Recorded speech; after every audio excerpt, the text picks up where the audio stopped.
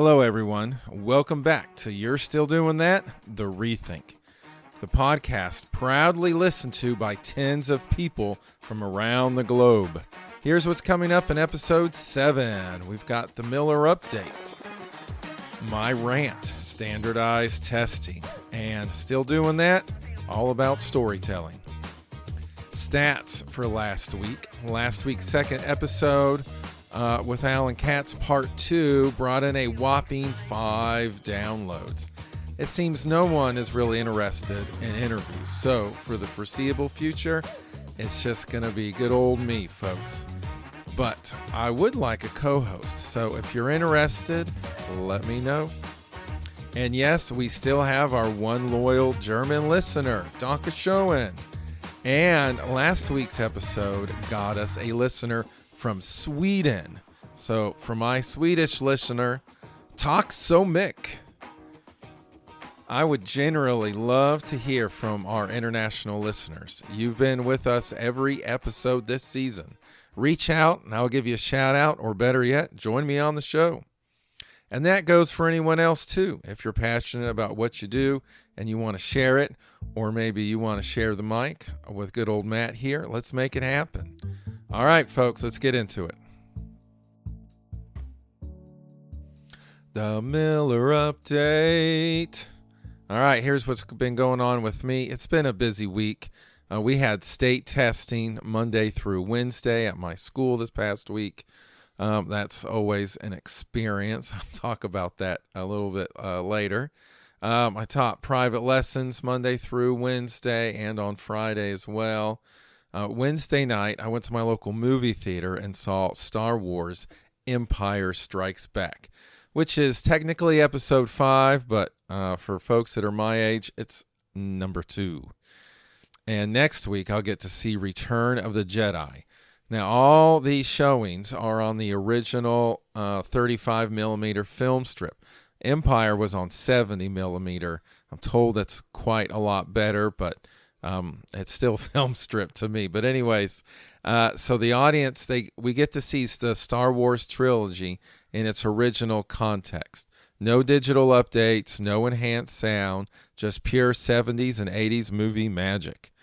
The theater sells out by 6:30 for the 7 p.m. showing. So it's been a lot of fun sitting in a packed cinema full of people excited to see the film. Kudos to Jared Campbell, the manager of our local theater, Spring Lane Cinema, for going out of his way to find the original prints and bring them to our little city for free. All you got to do is buy a concession, and you got a seat. Well, you got a seat if you get there by 6:30. I would recommend sooner. I think I got there probably around 6 o'clock for Empire, and I was hunting around looking for a good seat. So if you don't want to sit in the very front row, you better get there at least by 6 or 6:15. Let's see, what else? Oh, yeah. So on Thursday, Ollie graduated from Central Carolina Community College, or if you're from the area, we call it CCCC. She is officially a college graduate. The whole family came out to celebrate her achievement. It was really a nice day all the way around. On Friday, I took 7 students for an all-day rehearsal for the all-county chorus. And then this whole chorus, it's about 60 kids or so, then they all performed on Saturday morning for the annual Lee County Arts Festival. And at the Arts Festival, there's artwork put up throughout the school that it was hosted at. Kids from every school all over the county, all the high schools, middle schools, elementary schools. There's artwork out everywhere. Some of them got ribbons. There's some judging that happens with that. The theater groups from each of the schools perform. The other bands and orchestras get to perform as well. It's really a nice little day. Well, really just half the day. It was from 9 to 12. And the all-county elementary chorus, they did a great job. We even had a clinician that came in and did an all-day rehearsal Friday with the kids, and then, of course, did the concert Saturday morning. His name was Jeremy Tucker out of Wake County. He was very good. So I highly recommend, if the county you stay in has a arts festival for their elementary schools, go check it out. It's a fun little day. Sophie is finding her groove at the Piedmont Animal Refuge, her non-paid internship for school. But she is liking it. She's memorizing the names of all of the goats that are there. There's a whole crowd of goats. There's a lot of animals, but she's doing good, keeping up with everything. She works 4 days a week, and each shift is 4 hours long. Right now, she's been working 8 to 1 o'clock has been her shift. But she is looking for an actual paying job for the summer, so earn some extra money. She'll be doing double duty pretty soon. Ollie, as I mentioned before, is a college graduate. Her next step is orientation at Western Carolina in July. Until then, it'll just be work for her. And if you hear some kids screaming, it's because it's a little warm today. So I've got the doors open here in my man cave, which is actually the garage. Anyways, the local kids are outside playing on the street. So I will try to filter that out, but we'll see what happens. Owen has an interview on Tuesday with Youth Build. That's a program here in our county that will certify students in either construction or culinary arts. Owen's going for construction, and with that certification, he will also have his GED as well. So cross your fingers that he finds motivation to attend and finish the program.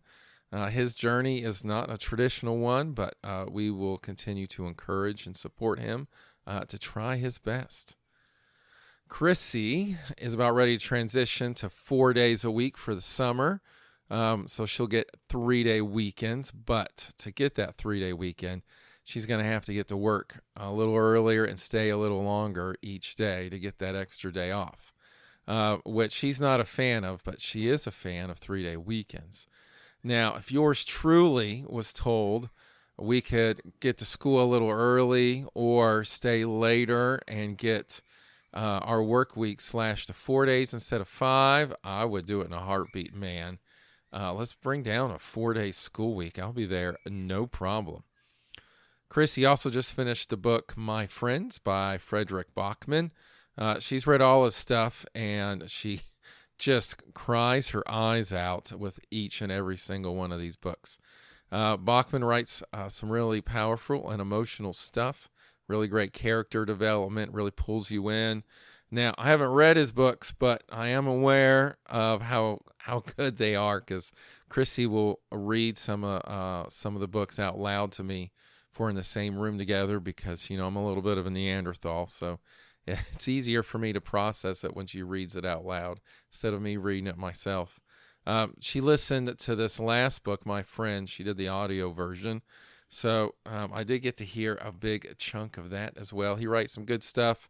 I recommend check out Fredrik Backman, especially if you like to cry when you're reading books.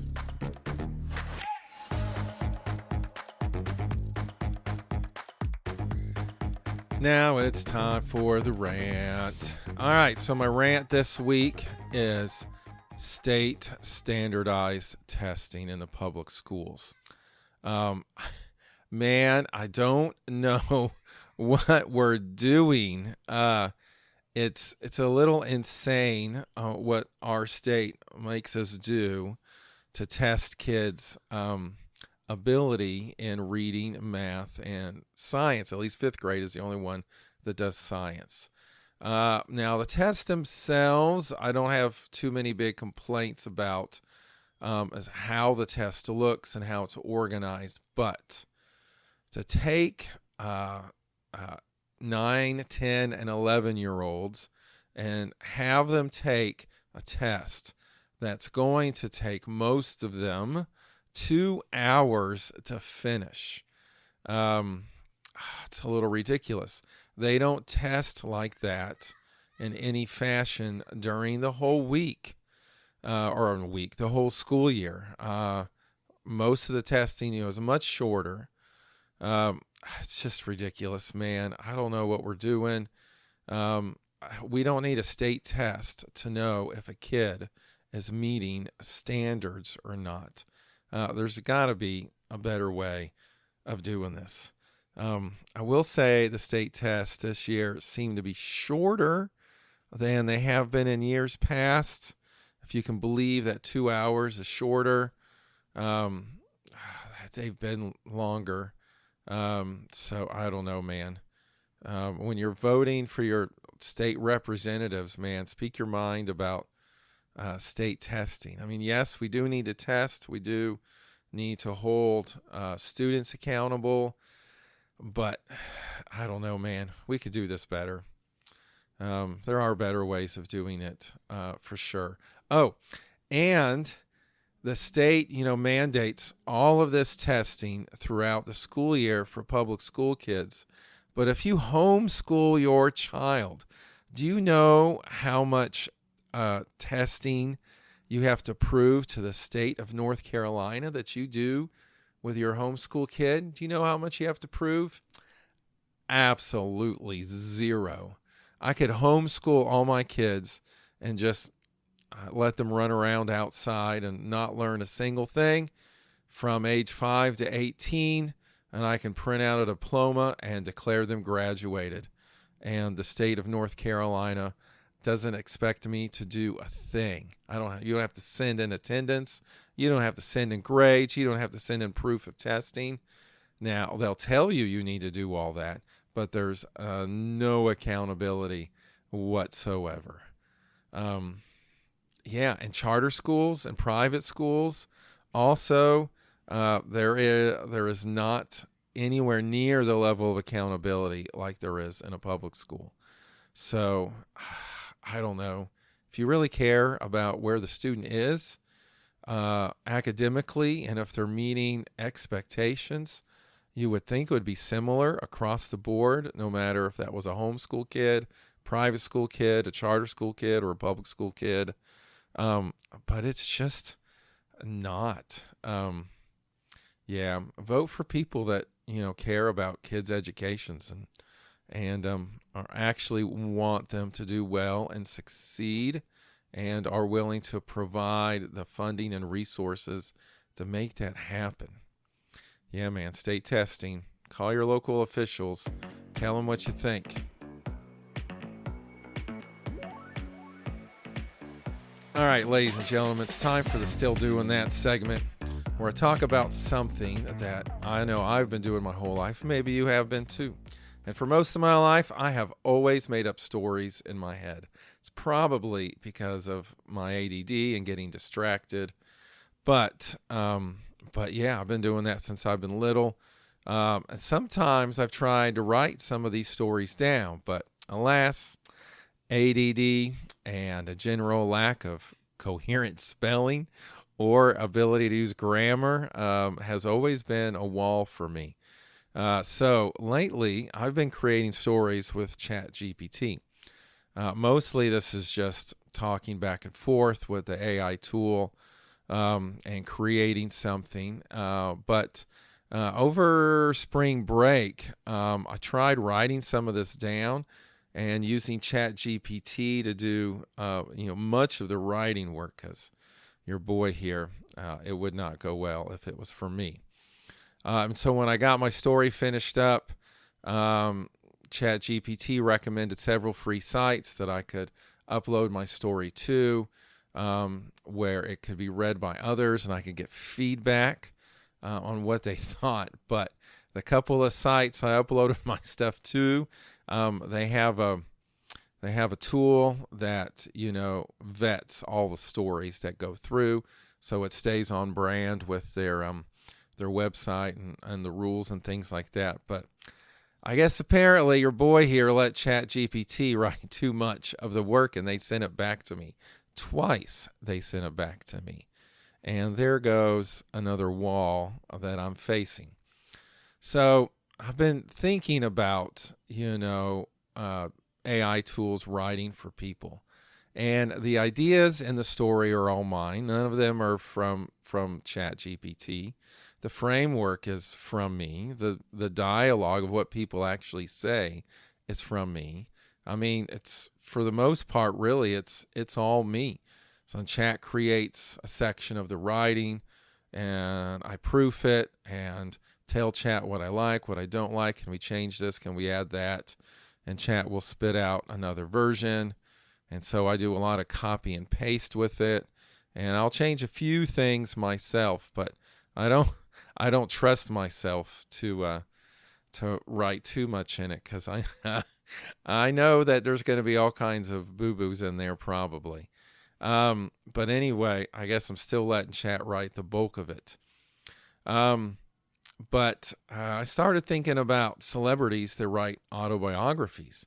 And I'm sure most of them have a person, like a ghostwriter, that probably puts the bulk of the words on paper for them.